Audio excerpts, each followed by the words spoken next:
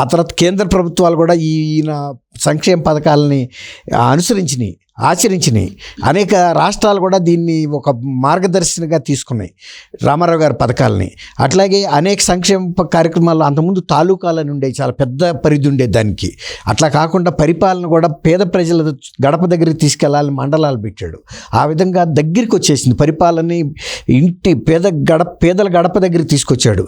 అట్లాగే క్యాంటీన్ అన్నాకి ఆ తర్వాత తెలుగుదేశం అధికారంలోకి వచ్చిన తర్వాత కొన్నాళ్ళకి అన్నా క్యాంటీన్లు అని పెట్టారు. కిలో ₹2 బియ్యం కాదు, వండిన అన్నం పెట్టాలి, రెడీమేడ్గా ఒక అన్నప్రసాదం లాగా.